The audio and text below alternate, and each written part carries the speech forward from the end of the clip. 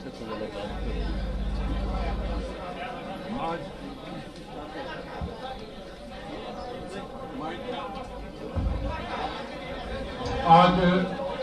भाजपा जदयू गठबंधन के संयुक्त प्रेस वार्ता में हम सबके बीच उपस्थित बिहार के मुख्यमंत्री श्री नीतीश कुमार जी, जेडीयू के प्रदेश अध्यक्ष श्री वशिष्ठ नारायण सिंह जी, जेडीयू के कार्यकारी प्रदेश अध्यक्ष श्री अशोक चौधरी जी, जेडीयू के राष्ट्रीय महासचिव एवं राज्यसभा सांसद श्री आरसीपी सिंह जी, बिहार सरकार में मंत्री श्री विजेंद्र यादव जी, माननीय सांसद श्री ललन सिंह जी, साथ ही हम सब के बीच उपस्थित बिहार सरकार के उप मुख्यमंत्री और भाजपा के वरिष्ठ नेता श्री सुशील कुमार मोदी जी, बिहार प्रदेश प्रभारी सह राज्यसभा सांसद श्री भूपेंद्र यादव जी एवं इस चुनाव के दृष्टिकोण से हमारे चुनाव के प्रभारी सह पूर्व मुख्यमंत्री महाराष्ट्र श्री देवेंद्र फडणवीस जी और बिहार भाजपा के वरिष्ठ नेता और बिहार सरकार के मंत्री श्री प्रेम कुमार जी तथा यहाँ उपस्थित सभी पत्रकार बंधुओं, आप सभी का मैं इस पत्रकार वार्ता में हार्दिक स्वागत और अभिनंदन करता हूँ। प्रधानमंत्री श्री नरेंद्र भाई मोदी जी के नेतृत्व में केंद्र में गरीब कल्याण को समर्पित मजबूत इरादों वाली एनडीए सरकार है। जैसा कि हम सब जानते हैं कि कोरोना जैसी वैश्विक महामारी के समय केंद्र की मोदी सरकार ने जिस तत्परता से और सजगता से लड़ाई लड़ी है वो आज पूरे विश्व में एक उदाहरण है। ठीक उसी प्रकार से बिहार में श्री नीतीश कुमार जी के नेतृत्व में एनडीए सरकार ने कोरोना के खिलाफ जो कदम उठाए हैं और उसमें हमें जो सफलताएं मिली हैं वह भी अत्यंत सराहनीय है। बिहार में एनडीए के सबसे पुराने सहयोगी जनता दल यूनाइटेड के साथ श्री नीतीश कुमार जी के नेतृत्व में समाज के हर वर्ग का विकास हुआ है। गांव, गरीब और किसान के लिए बनाई गई योजनाएं हर व्यक्ति तक पहुंची हैं। सड़क सुरक्षा एवं शिक्षा बिहार के विकास का सबसे मूल आधार है और विगत 15 वर्षों में बिहार की एनडीए सरकार ने अपने अथक प्रयासों से बदहाल बिहार को खुशहाल बिहार में तब्दील किया है। इस कोरोना काल में भी केंद्र सरकार द्वारा छठ तक के लिए जो मुफ्त राशन गरीबों को दिया गया है वह आज तक विश्व के किसी देश के इतिहास में यह काम नहीं हुआ था। उसी प्रकार पीएम केयर्स फंड से 500 बेड के अस्पताल 3 महीनों में बिहार में बना लिए गए और यह सब तभी संभव हो सका जब केंद्र और बिहार दोनों जगहों पर एनडीए की सरकार है। आप सबको मैं बताना चाहता हूं कि भारतीय जनता पार्टी इस चुनाव में जदयू के साथ अटूट गठबंधन है। साथ ही हमारी विकासशील इंसान पार्टी से सकारात्मक बातचीत भी चल रही है। आप सब जानते हैं कि जेडीयू के साथ हिंदुस्तान आवाम मोर्चा भी एनडीए गठबंधन का एक अहम साझेदार है। लोजपा हमारे सहयोगी थे, किंतु बिहार में भाजपा और जेडीयू का जो गठबंधन है उसमें श्री नीतीश कुमार जी ही हमारे गठबंधन के चेहरे हैं, इसमें कोई भ्रम नहीं है। लोजपा नेता श्री रामविलास पासवान जी का हम सम्मान करते हैं और वह जल्दी स्वस्थ हो जाए इसकी भी हम ईश्वर से प्रार्थना करते हैं। अब मैं श्री नीतीश कुमार जी को आमंत्रित करने से पहले मैं पुनः एक बार दोहराना चाहता हूं कि बिहार में एनडीए के नेता श्री नीतीश कुमार जी ही हैं। श्री नीतीश कुमार जी एक बार फिर 3/4 बहुमत के साथ बिहार के मुख्यमंत्री बनेंगे। एनडीए गठबंधन में वही रहेंगे जो नीतीश कुमार जी के नेतृत्व को स्वीकार करते हैं। बिहार में एनडीए श्री नीतीश कुमार जी के नेतृत्व में फिर से 2010 का इतिहास बनाएगी और 3/4 के प्रचंड बहुमत के साथ सरकार बनाएगी। अब मैं माननीय मुख्यमंत्री जी को आमंत्रित करता हूं कि वह इस प्रेस वार्ता को संबोधित करें।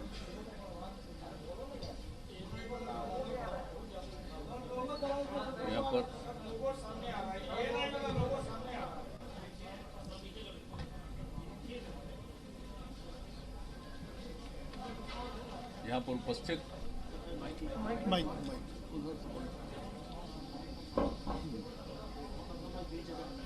यहाँ पर इस कार्यक्रम में उपस्थित माननीय उप मुख्यमंत्री श्री सुशील कुमार मोदी जी, महाराष्ट्र के पूर्व मुख्यमंत्री श्री देवेंद्र फडणवीस जी, भारतीय जनता पार्टी के बिहार के संगठन प्रभारी श्री भूपेंद्र यादव जी, भारतीय जनता पार्टी के प्रदेश अध्यक्ष श्री संजय जायसवाल जी, हमारे साथी और बिहार सरकार के माननीय मंत्री प्रेम कुमार जी, और यहाँ पर उपस्थित जनता दल यू के हमारे सभी सम्मानित नेतागण, प्रदेश अध्यक्ष वशिष्ठ भाई, कार्यकारी अध्यक्ष अशोक चौधरी जी, विजेंद्र यादव जी, आरसीपी सिंह जी, ललन जी, मैं सबसे पहले आप सब लोगों का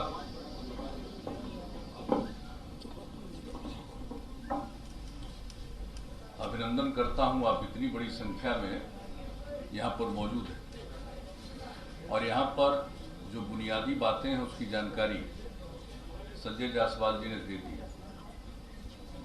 जो हम लोगों का गठबंधन है एनडीए, इसमें बातचीत हो चुकी है और हम लोगों की बातचीत पहले ही हो चुकी थी, लेकिन उसका कोई ऐलान नहीं किया गया था और अब उसके बारे में विस्तृत रूप से जानकारी दे दी जाएगी। आज इन्होंने बता दिया है जो जनता दल यू है उसके जिम्मे 122 सीटें दी गई हैं और उसी के अंतर्गत हम पार्टी को, जीतन राम मांझी जी की पार्टी को, उसी के अंतर्गत हम लोगों ने 7 सीटें दी। भारतीय जनता पार्टी के पक्ष में 121 सीटें हैं और उसी के अंतर्गत इन लोगों की बातचीत, जो इन्होंने बताया कि अंतिम चरण है विकासशील इंसान पार्टी के साथ, उसी के अंतर्गत उनको सीटें देंगे। और जहां तक दोनों के बीच में कंस्टिट्यूएंसी का सवाल है, कौन कौन विधानसभा क्षेत्र किनके जिम्मे है, उसका भी निर्णय हो चुका है और मैं समझता हूं कि आज वो 122 और 121 तो है, तो बता दें लोगों को, या ऐसे ही आप रिलीज कर दिया जाएगा ये पूरे तौर पर कि इनके जिम्मे कौन सी सीट है।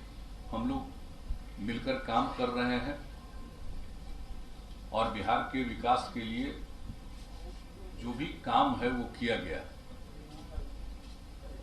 और इसके बाद भी आगे मिलजुल कर हम लोग काम करेंगे। एक साथ काम करते हुए हम लोगों का एक लंबा अवसर है और जो कुछ भी बिहार में हुआ है इसके बारे में सब लोगों को जानकारी। कुछ लोगों के द्वारा बिला वजह बहुत सारी बातें की जाती है, मैं उन सब चीजों का कोई महत्व नहीं देता हूं। सबको मालूम है कि हम लोगों का अगर पिछले 15 वर्षों से हम लोग काम कर रहे हैं, 15वां साल है और उसके पहले 15 साल तक लोगों को काम करने का मौका मिला था, उनके द्वारा क्या किया गया, क्या आर्थिक स्थिति थी, क्या रोजगार था, क्या कानून व्यवस्था की स्थिति थी, कितने बड़े पैमाने पर जो हत्याएं होती थी, सामूहिक नरसंहार की घटनाएं घटती थी, क्या नहीं होता था उस समय, कितने दंगे होते थे, सारी बातों से लोगों को मालूम है। और कहां कौन सा विकास का काम था, कहीं कोई सड़क था, कोई सड़क भी ठीक से था, एक भी काम नहीं था। कहां किस तरह से स्कूल चल रहा था, क्या हालत थी कॉलेजों की, यूनिवर्सिटी तक में जो शिक्षक थे, प्रोफेसर्स थे, उनको कब तनख्वाह मिलता था, कितने दिनों पर तनख्वाह मिलता था। हम लोग जब आए 2005 में और 2006 से जो हम लोगों ने काम करना शुरू किया, सब चीज समय पर करना शुरू किया, चाहे शिक्षा का क्षेत्र हो, स्वास्थ्य का क्षेत्र हो, विकास का क्षेत्र हो।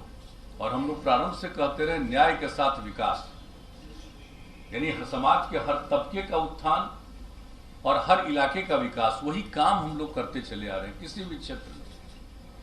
और इसके बारे में तो सबको पता है और किस तरह से हम लोगों ने काम किया। ये बता रहे थे अभी संजय जायसवाल जी, इधर की घटनाओं के बारे में कुछ जानकारी उन्होंने दे दी और कितना ज्यादा ये जो कोरोना का प्रकोप हुआ है दुनिया भर में, कोविड-19 से दुनिया भर के लोग प्रभावित, और कहीं नीचे जाता है फिर ऊपर जा रहा है। ये स्थिति एक दूसरे तरह की है, लेकिन हम लोगों ने बिहार में कितना काम किया।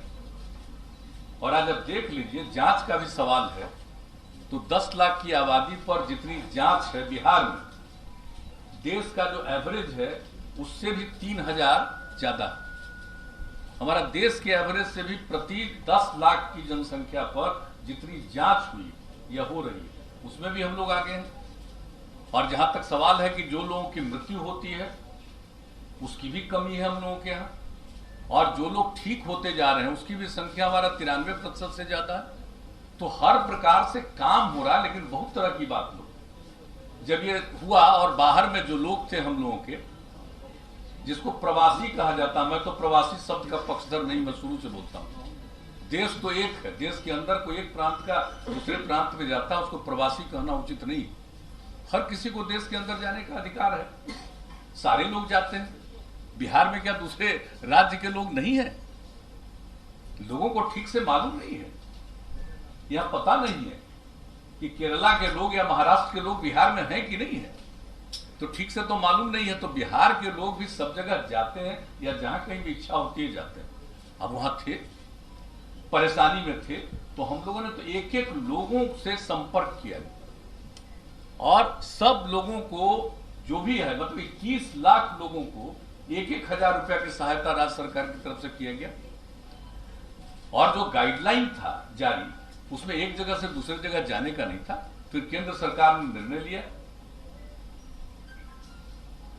अप्रैल महीने में, और जो रेलगाड़ी से आने की सुविधा की गई, कितनी बड़ी संख्या में हमारे लोग आए और लोगों के साथ कितना यहां किया गया। अलग अलग लोगों को, जिसमें था कोई 8 जगह से आए जिनकी स्थिति वहां ज्यादा ठीक नहीं थी, उनको अलग हम लोग 14 दिन तक रखे क्वारंटाइन सेंटर, और उसमें एक एक लोगों पर 5300 रुपया 14 दिन के अंदर हम लोगों ने खर्च किया। तो लोगों को तो मालूम कुछ रहता नहीं है। केंद्र ने मदद किया कितना, जिसकी चर्चा इन्होंने कर दी, किस तरह से लोगों को सुविधा हो जाए चारों तरफ से, और राज्य सरकार की तरफ से किया गया। लेकिन कुछ बातें तो यूं की जाती है तो एक बात है, और हर प्रकार से हम लोग एक एक तरह का इंतजाम करके रखे हुए, और एक एक क्षण, अभी तो अब चुनाव आ गया, तब चुनाव आ गया तो जितने सरकार के और जो डिपार्टमेंट के लोग हैं, अधिकारी हैं, ये उनका देखना काम है। और आपको मैं बता देता हूं, जैसे ही चुनाव आयोग के द्वारा घोषणा की जाती है डेट, हमको जब से मौका मिला तब से, जिस दिन अनाउंस हो जाता है चुनाव का इलेक्शन कमीशन के द्वारा, उसके अगले दिन या उसी दिन हम ऑथोराइज कर देते हैं सब काम के लिए चीफ सेक्रेटरी को। इस बात को जान लीजिए, हम लोगों को तो इतना कम समय है और ऐसी परिस्थिति में चुनाव हो रहा है, तो सब लोगों को पूरी तैयारी करनी है। और हम लोग चुनाव कर रहे हैं तो हम लोग तो अपने ढंग से जो काम है, और एक बात मैं बता देना चाहता हूं कि हम तो, जो हम लोगों का काम है लोगों की सेवा करना, तो हम लोग तो पॉजिटिव आधार पर जो काम किया है, जो काम कर रहे हैं, उसके आधार पर लोगों के बीच में फिर हम लोग जाकर के सेवा का अवसर प्राप्त करने की कोशिश करें। जनता मालिक है, उनको तय करना। लेकिन कुछ लोगों के द्वारा किस किस तरह का बयान दिया जाता है, मुझे तो आश्चर्य होता है। और आज तो हम कुछ अखबार में देख लिए कि जिसका जेडीयू से कोई रिश्ता नहीं है, उसका छाप दिया कि आरजेडी ज्वाइन किया। जेडीयू में है ही नहीं, अब वरिष्ठ नेता 2-3 अखबार में हमने देखा, आश्चर्य मुझको लगता है। इसलिए हम तो आग्रह करेंगे कि चीजों की जांच करके, अब फोटो छपा हुआ है, फोटो छपा है 1-2 अखबार, तो वो कब हम लोग एमएलए बनाए, एमपी बनाए, 14 से ही अलग। अब बताइए कोई कहीं जाता, तो कुछ चीजों को तो देख करके मैं इतना ही कहूंगा, मुझको दुख नहीं होता। सवेरे मेरी आदत है अखबार पढ़ने की, तो हम जब सवेरे अखबार पढ़ते हैं, टेलीविजन तो उस तरह से हम देख नहीं पाते हैं काम के चलते। दिल्ली में जब तक थे तब तक 1-2 घंटा टेलीविजन देखते थे, अब नहीं देख पाते हैं। लेकिन अखबार पढ़ते हैं तो कभी कभी चीज को देख करके हंसी आती है।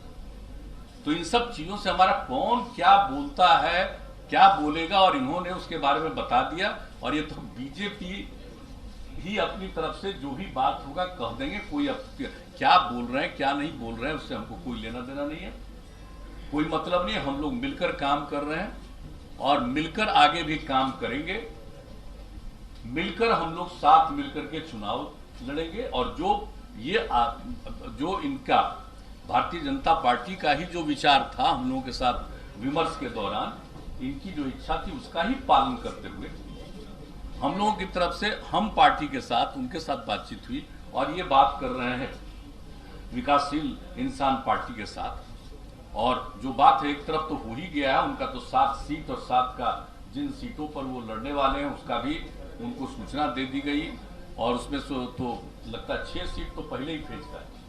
तो ये सब का ऐलान सब के बारे में सब लोगों को मालूम है और विधिवत आज जो दोनों दल का है और दोनों दल के माध्यम से और लोगों को जो इसके साथ जोड़ा गया है तो उनके बारे में भी पूरी बात एक एक सीट के बारे में आप लोगों को उपलब्ध करा दिया जाएगा और उसके बाद फिर जो कैंडिडेट हैं अपने अपने पार्टी के लोग उसका भी ऐलान कर देंगे कि कौन कौन कैंडिडेट किस क्षेत्र के हैं, इसका भी ऐलान कर देंगे।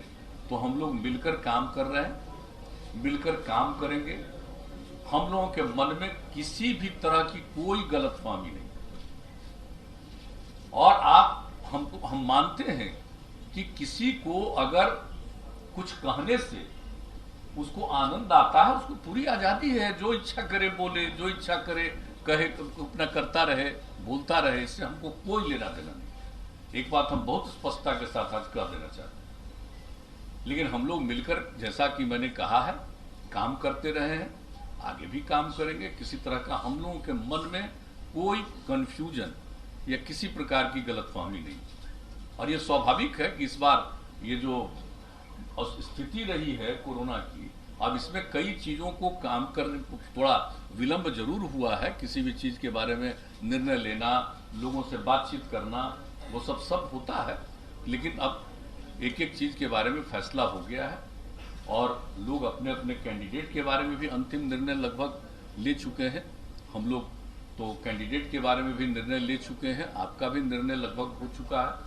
तो इसका भी ऐलान बाद में कर दिया जाएगा। अभी तो सीटों के बारे में कौन सीट से किस पार्टी के लोग चुनाव लड़ेंगे इसके बारे में आज आपको जानकारी दे दी जाएगी।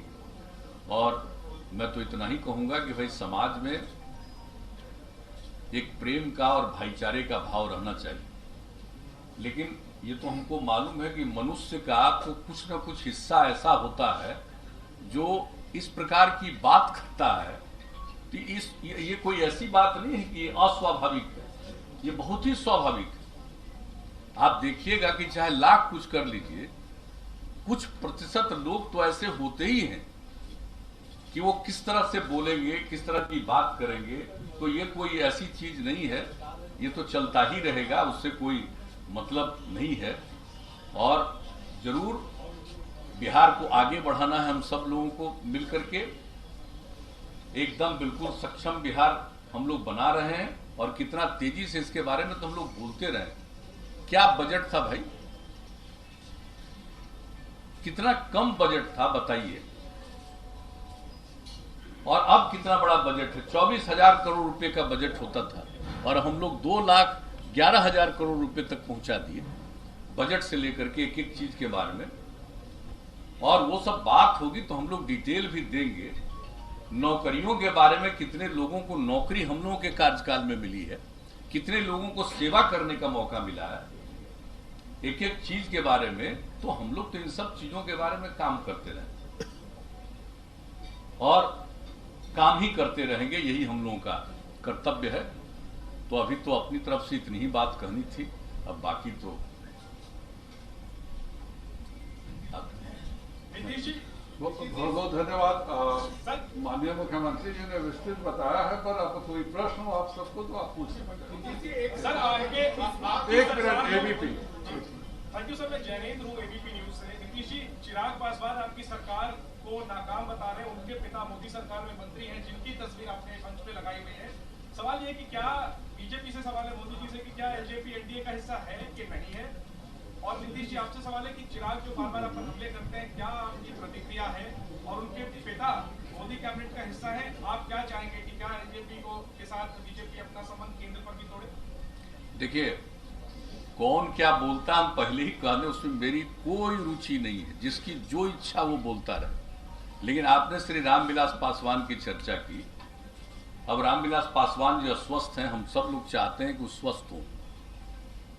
हम लोगों का उनसे एक लगाव है और बहुत पुराना लगाव है। लेकिन आप जो पूछ रहे हैं हमसे रामविलास पासवान जी अभी जो राज्यसभा में पहुंचे तब बिना जेडीयू के मदद के पहुंचे? आप जरा बताइए तो, कै गो सीट है बिहार विधानसभा में? 2 है ना। तो बीजेपी ने और जेडीयू ने ही तो टिकट देकर के राज्यसभा पहुंचाया। तो ये सब बात जो कोई बोलता रहता है, हमको उससे क्या मतलब है? और आप जरा बता दीजिए कि जो पार्लियामेंट का चुनाव हुआ जिसमें 6 सीट मिली, तो कौन नहीं होगा? कितना बार मेरे साथ रामविलास पासवान जी गए? सुशील मोदी जी, हम और रामविलास पासवान जी कई जगह मीटिंग में गए हैं, जरा बताइए। तो हम लोग तो सब दिन से सहयोग करते रहे। आप कोई के मन में क्या बात है, इससे हमारा कोई लेना देना नहीं है। और उसका एक पक्ष जो कहा उसके बारे में तो आप लोग बता देंगे।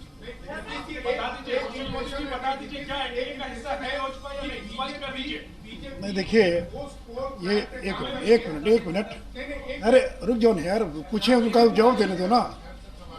देखिए, डॉक्टर संजय जायसवाल जी ने बहुत स्पष्ट कर दिया है कि बिहार के अंदर एनडीए में वही रहेगा जो नीतीश जी को बिहार एनडीए का नेता स्वीकार करेगा।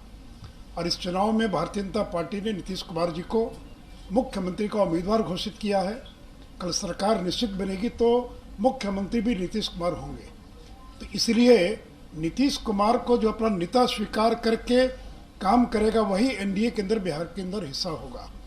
और रामविलास जी तो केंद्र में मंत्री हैं ही, वो केंद्र में मंत्री अस्वस्थ हैं वो। और जैसा भी कहा डॉक्टर संजय जायसवाल जी ने कि अगर वो स्वस्थ होते तो शायद आज ये स्थिति पैदा नहीं होती।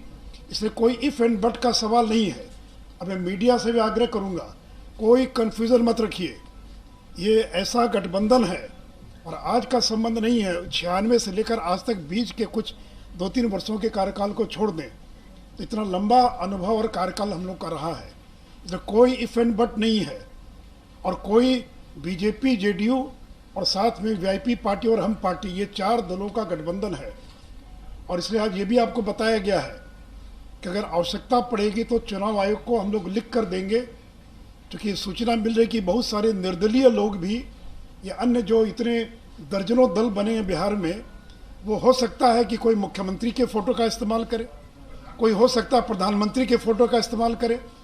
तो हम लोग आवश्यकता पड़ेगी तो चुनाव आयोग को ये लिख कर देंगे कि ये जो 4 दल मिलकर चुनाव लड़ रहे हैं, यही लोग केवल प्रधानमंत्री के चित्र का इस्तेमाल कर सकते हैं।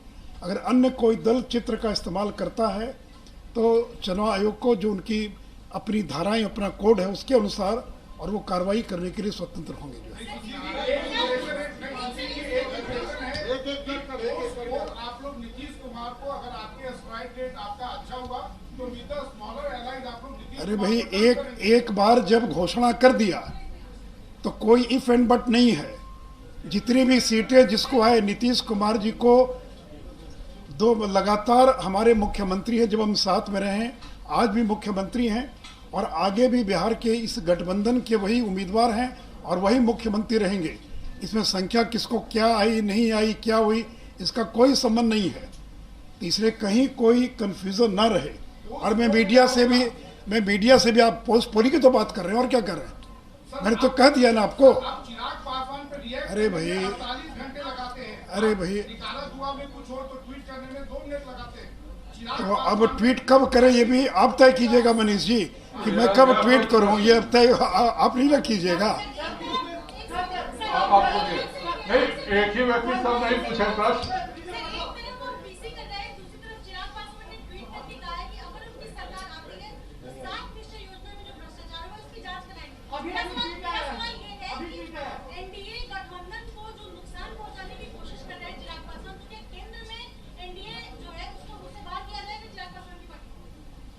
मैंने तो कह दिया कि रामविलास जी केंद्र की सरकार में मंत्री हैं। रामविलास पासवान जी केंद्र की सरकार में मंत्री अस्वस्थ हैं। तो ये सब कोई विषय नहीं है। मैं मीडिया से भी आग्रह करूंगा कि अनावश्यक विषयों को जो उछालने का प्रयास किया जा रहा है उसमें किसी को सफलता नहीं मिलेगी। ऐसा अटूट गठबंधन है, इसलिए हम लोग मिलकर चुनाव लड़ रहे हैं। और पोस्ट पोल भी जब मुख्यमंत्री का उम्मीदवार घोषित किया, ये थोड़ी कहा कि हमको ज़्यादा आएगा कम आएगा तो कौन बनेगा। ये तो स्पष्ट है कि जिसको भी जितनी सीटें आएंगी मुख्यमंत्री नीतीश कुमार होंगे। इसमें कोई इफ एंड बट नहीं है, कहीं कोई कंफ्यूजन नहीं है। बोलिए, नहीं आप बोलिए, आप बोलिए। 10 लाख हास्यास्पद है। क्या बोला? 10 लाख देगा राजद ने कहा, उसका कहीं ठीक से खत्म करें। अरे भाई, यहाँ पर भूपेंद्र यादव जी बैठे हैं, फडणवीस जी बैठे हैं, और अमित शाह जी ने और प्रधानमंत्री जी ने 1 दर्जन बार नीतीश जी के बारे में सारा स्टैंड और सारी चीजें स्पष्ट कर दिया है। उसके बाद भी सवाल पूछ रहे तो आश्चर्य लगता है। इसके बाद और क्या चाहिए इस प्रस्ताव को? चलो हो गया,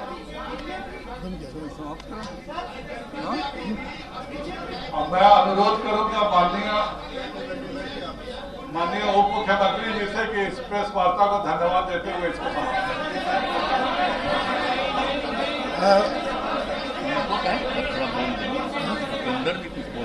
भूपेंद्र जी, आप कुछ बोल। और मैं अनुरोध करूंगा कि माननीय भूपेंद्र जी से कि वो सभी को संबोधित करें।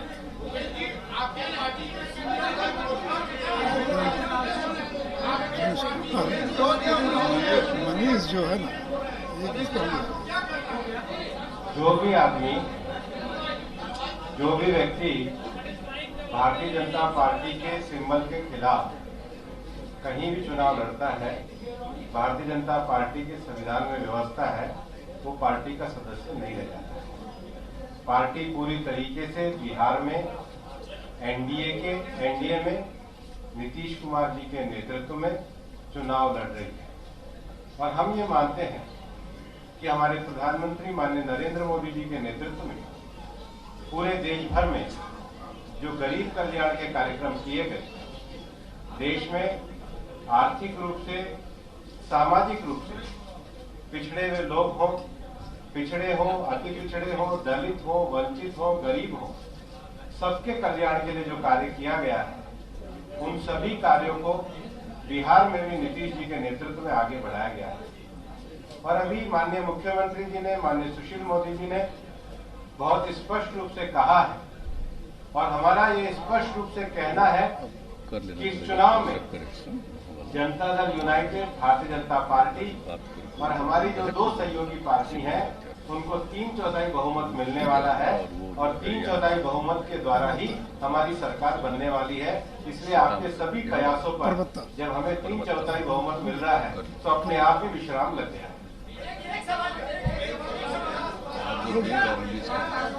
और मैं अनुरोध करूंगा माननीय सुशील जी से कि वह इस प्रेस कॉन्फ्रेंस को धन्यवाद और अपनी बात रखते हुए समाप्त करें।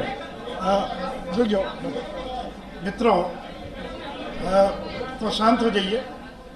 मित्रों, जैसा भी नीतीश जी ने और डॉक्टर संजय जायसवाल जी ने सारी बातों को रख दिया है, मैं संक्षेप में इतना ही कहूँगा कि हम चुनाव विकास के मुद्दे पर चुनाव लड़ेंगे। नरेंद्र मोदी जी की केंद्र की सरकार ने जो बिहार में काम किया है, और नीतीश जी के नेतृत्व में जो एनडीए ने बिहार में काम किया है, और मैं तो विपक्ष को चुनौती देता हूं कि हर चुनाव में सड़क, बिजली, पानी ये मुद्दा होता है। अगर हिम्मत है तो बिजली को मुद्दा बनाएं, सड़क को मुद्दा बनाएं, अगर हिम्मत है तो पानी को मुद्दा बनाएं, कोरोना का मुद्दा बनाएं, बाढ़ को मुद्दा बनाएं, जो प्रवासी मजदूर हैं उनको मुद्दा बनाएं। आज एक एक मुद्दे का प्रभावी तरीके से हम लोगों ने समाधान करने का प्रयास किया है। इसलिए मित्रों, मैं सभी पत्रकारों का धन्यवाद देता हुआ और इस विश्वास के साथ कि हम 3/4 के बहुमत से नीतीश कुमार जी के नेतृत्व में फिर से बिहार के अंदर सरकार बनाएंगे और विकास के मुद्दे पर जनता के बीच में जाएंगे। जय हिंद, जय भारत, धन्यवाद। सभी पत्रकारों को धन्यवाद।